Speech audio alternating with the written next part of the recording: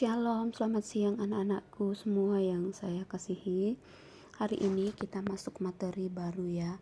Namun sebelumnya Ibu sampaikan bahwa semua tugas yang Ibu berikan harusnya sudah terkumpul di link yang sudah disiapkan ya. Dan ingat, yang tidak mengumpulkan tugas berarti Ibu anggap tidak hadir walaupun mengabsen di WA group. Nah, seperti itu ya. Nah, sekarang kita langsung saja masuk di materi baru, yaitu tentang teks biografi. Nah, kata biografi ini mungkin tidak asing lagi kalian dengarkan, karena sudah dipelajari di SD, di SMP, bahkan diulang lagi di SMK sekarang ya. Nah, di sini ada mengenal biografi. Nah, ada pengertian biografi dan autobiografi. Nah, perhatikan, kalau biografi artinya riwayat hidup seseorang yang ditulis oleh orang lain. Sedangkan autobiografi artinya riwayat pribadi yang ditulis sendiri. Jadi perbedaannya itu, kalau bio ditulis oleh orang lain, sedangkan auto ditulis oleh diri sendiri. Nah, pada umumnya dalam sebuah biografi juga termuat secara sejarah hidup seseorang, sejak ia dilahirkan bahkan sampai ia meninggal.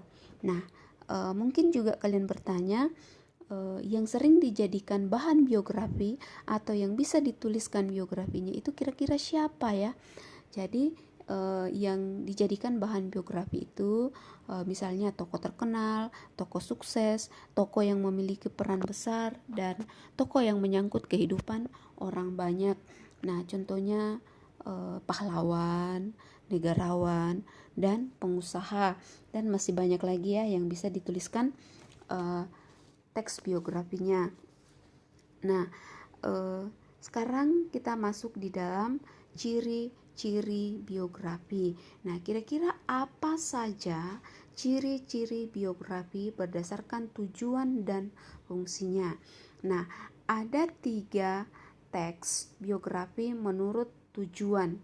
Nah, perhatikan, ada 3 ciri menurut tujuan. Yang pertama, memberikan pengetahuan. Nah, tolong diperhatikan ya, ini ciri-cirinya. Memberikan pengetahuan. Yang kedua, memberikan pembelajaran. Yang ketiga, memberikan contoh atau teladan tentang hidup tokoh. Nah, itu ciri-ciri teks biografi menurut tujuannya ya. Selain itu, ciri-ciri teks biografi menurut fungsinya. Jadi, yang pertama, menerangkan kejadian hidup seseorang. Yang kedua, menerangkan pengetahuan tentang kelebihan dan latar belakang seseorang. Yang ketiga, memberikan informasi berdasarkan sudut pandang penulis, serta menuliskan informasi tertulis dengan data yang terpercaya. Nah, di sini cuma muncul 2 ya, mungkin ada tertutup. Nah, melalui penjelasan ini tentang ciri biografi, nah kita semakin mudah memahami ciri-ciri tentang biografi. Jadi kalian bisa ingat ciri-ciri ini, karena kalau ibu tugaskan membuat biografi atau biografi, kalian sudah gampang untuk membuatnya. Nah, sekarang perhatikan struktur biografi di bawah ini. Ada 3 ya bagian yang harus diperhatikan di dalam biografi. Yang pertama adalah orientasi. Nah, orientasi merupakan bagian pengenalan tokoh yang berisi gambaran awal tentang tokoh atau pelaku dalam teks biografi. Juga membantu pembaca untuk mempersiapkan diri membaca bagian selanjutnya. Informasi yang berkenaan dengan jawaban atas pertanyaan siapa, kapan, dan di mana. Nah, itu struktur yang pertama. Kemudian yang kedua, ada peristiwa penting. Peristiwa penting atau kejadian penting artinya perjalanan penting hidup tokoh.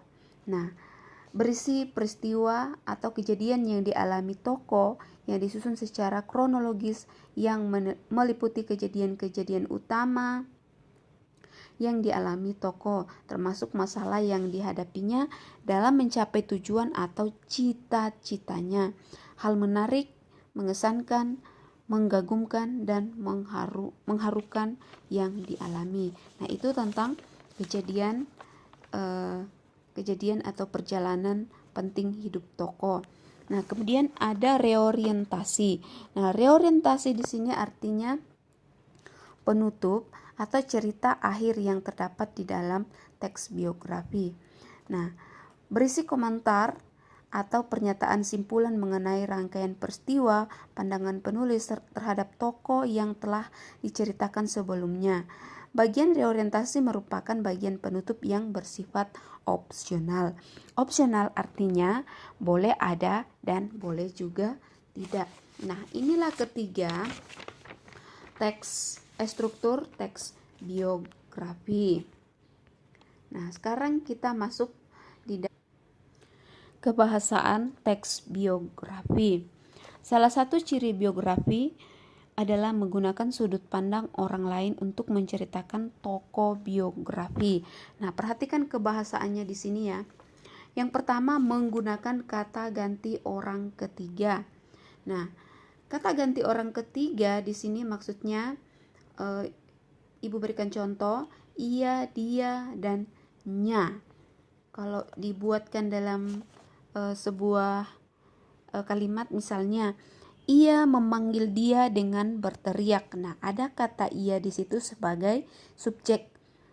Nah, kita menggunakan kata dia. Namun, dia tetap tidak mendengarnya. Nah, kata dia di situ sebagai subjek. Nah, itu yang pertama ya. Yang kedua, menggunakan kata sifat pada biografi. Perhatikan. Menggunakan kata sifat pada biografi. Nah, perhatikan ada 3 kata sifat pada biografi ya, kata sifat. Nah, coba dibaca ke bawah uraiannya itu. Jadi, kata sifat digunakan dalam mendeskripsikan tokoh untuk memberikan informasi secara rinci tentang sifat-sifat tokoh dalam kamus bahasa Indonesia, kata sifat artinya, dibaca. Kata yang menerangkan nomina dan secara umum dapat bergabung dengan kata lebih dan sangat. Nah, contoh kalau kata lebih enak. Nah, itu adjektif ya, lebih enak. Kemudian kata yang digunakan dalam pendeskripsian watak unggul tokoh. Umumnya menggunakan kata sifat diawali oleh kata adalah dan merupakan. Contoh, Dahlan adalah anak yang rajin. Nah, kebahasaan berikutnya adalah kata kerja tindakan pada biografi. Nah, perhatikan di situ. Kata kerja tindakan pada biografi. Nah, kata kerja tindakan pada biografi merupakan sebuah kata kerja yang menggambarkan perbuatan fisik yang dilakukan oleh tokoh. Contoh, setelah belajar di sekolah, ia segera pulang ke rumah untuk mengembalakan kambing milik orang tuanya. Nah, dari contoh kalimat ini terdapat 3 kata kerja tindakan, yaitu belajar, pulang, dan mengembalakan. Nah, itu kata kerja tindakan ya. Nah, sekarang kita masuk kata kerja mental pada biografi. Perhatikan ada kata kerja mental pada biografi. Nah, kita ketahui bahwa kata kerja kata yang menggambarkan proses perbuatan atau keadaan. Sedangkan mental berkaitan dengan watak manusia yang bukan bersifat badan atau tenaga. Oleh karena itu, kata kerja mental dalam biografi merupakan kata kerja yang menggambarkan suatu perbuatan tokoh yang tidak dapat diamati fisik tetapi merupakan aktivitas batin atau mental. Contoh, tokoh tersebut banyak menginspirasi generasi muda agar mau bekerja keras dan sambungannya mana? Tetap rendah hati. Nah, itu adalah kata kerja mental pada biografi. Nah, sekarang kita masuk kata kerja pasif pada biografi. Nah, perhatikan ada beberapa poin tentang kata kerja pasif pada biografi. Yang pertama, kalimat yang subjeknya dikenai pekerjaan atau perbuatan. Nah, ciri kalimat pasif. Nah, ada pasif dan ada aktif.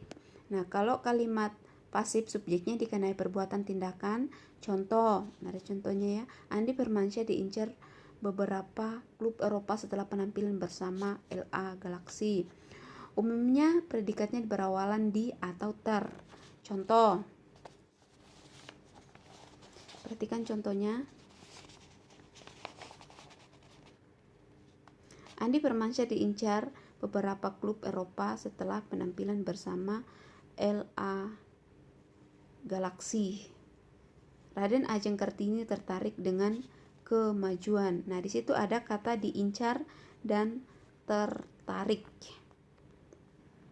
Nah, kalau dibuatkan pasif dengan aktif, nah kalau misalnya kita buat kalimat pasifnya, Andi Firmansyah diincar beberapa klub Eropa setelah penampilan bersama LA Galaxy.